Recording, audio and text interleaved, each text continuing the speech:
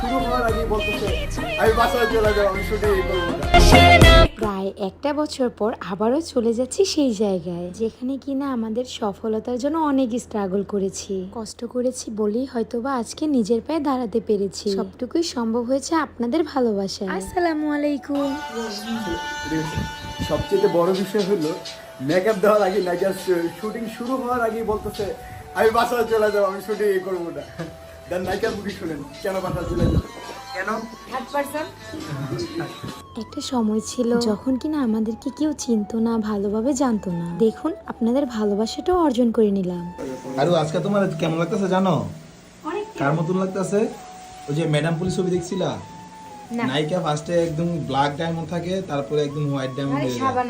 না সাবানা না, এটা লোক নায়িকার নাম জানি না। আচ্ছা যাই হোক গাইস, আপনারা কমেন্টে জানাইবেন ওনার মতো লাগতেছে। মানুষের মনে তো অনেক ধরনের ইচ্ছে থাকে।